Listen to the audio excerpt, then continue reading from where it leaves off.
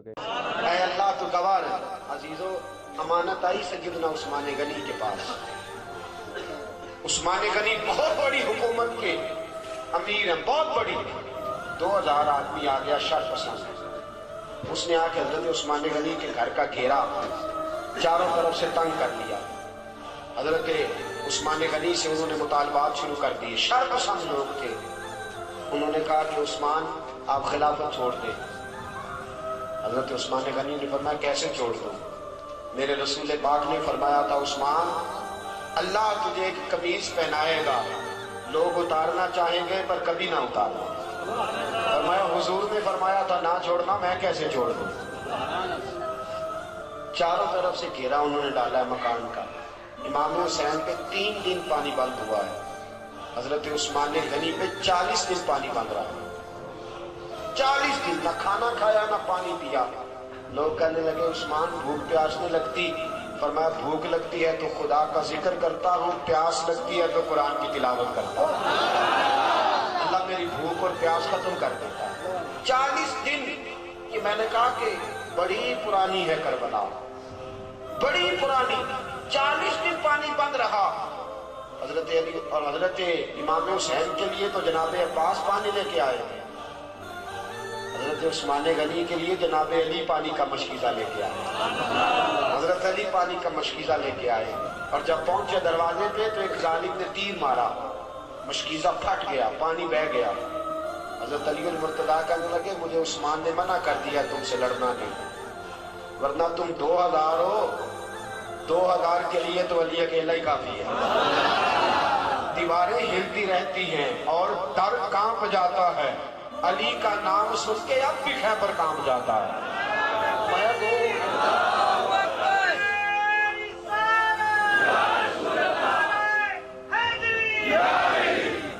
میرے عزیزو سنو، بات بڑی آگے بڑھ گئی۔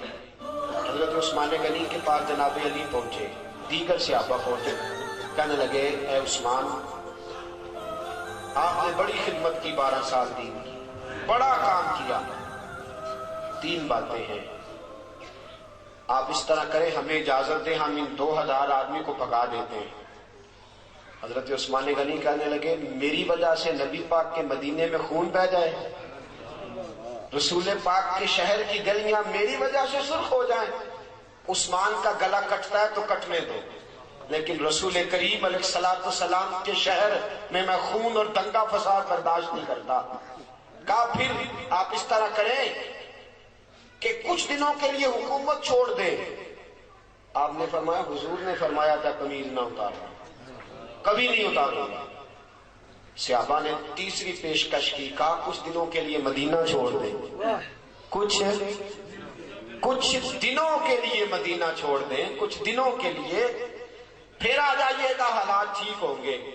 آپ نے فرمایا دوستو دیکھو میری داڑھی سفید ہو گئی ہے، پتہ نہیں کس گلی میں موت آ جائے، میں مصطفیٰ کے مدینے سے باہر نہیں مرنا چاہتا۔ یہ اسلام کا وہ حکمران کہ جس کے اوپر امانت آئی، شر پسندی ہوئی، حضرت امام عثمان غنی رضی اللہ تعالیٰ عنہ نے جان قربان کر دی، شہادت پیش کر دی، لیکن نبی پاک کے مدینے میں فساد نہ ہونے دیا۔ دوستو جناب علی کی باری آئی تو وہ بھی کوفے کی گلی میں شہید ہو گئے۔ حضرت علی المرتضیٰ رضی اللہ تعالیٰ عنہ ساری زندگی دین کے لیے کھڑے رہے، کوفے کی گلی میں شہید ہوئے، باریاں بڑھتی رہیں، پورا خاندان۔ ایک وہ زمانہ بھی آیا کہ میرے رسول پاک نے فرمایا فاطمہ تیری باقی 3 بہنوں نے بھی بڑے دکھ اٹھائے ہیں۔ دوستو میں اور آپ، میرے ساتھی مجھ سے بڑی محبت کے ساتھ اکثر کہتے ہیں اتنے سفر نہ کریں، آپ اتنی محنت نہ کریں، تھوڑی کر لیا کریں، کم نکلیں۔ میں ان کی محبت کو وصول کرتا ہوں، مجھ سے پیار کرتے ہیں تو ایسے جملے بولتے ہیں، لیکن قسم اللہ کی جب میں رسول اللہ کی تبلیغ پڑھتا ہوں اور کتابیں، ایک ابو جہل کے دروازے پہ نبی پاک 2000 بار تبلیغ کرنے گئے، کتنی بار؟ اور حضور کو پتا تھا کلمہ نہیں پڑے گا، 2000 بار دروازے پہ دستک دی۔ اور دوستو بڑے دکھ اٹھائے حضور نے، بڑی تکلیفیں اٹھائیں۔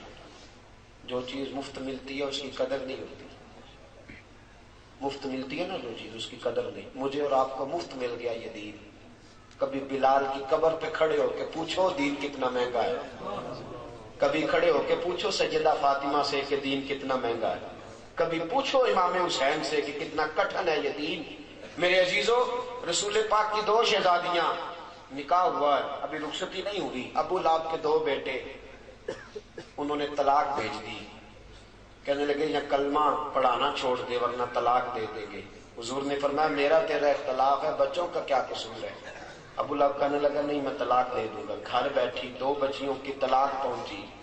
سیدہ خدیجہ فرماتی ہیں حضور بڑا روئے، اٹھے، بچیوں کے سر پہ ہاتھ رکھا، کہا بیٹا اپنے بابا کے دین کے کام میں ثابت قدم رہنا، اللہ تمہیں بڑی بہتر جزا دے گا. اور ساتھیوں، صرف حضرت فاطمہ نہیں، سیدہ زینب میرے رسول پاک کی بڑی صاحبزادی حمل سے ہیں. اللہ نے ان کے گھر میں ولادت کی خوشی رکھی ہوئی ہے. مکہ سے مدینہ کی طرف آ رہی ہیں. حبار بن اسود نے نیزہ مارا.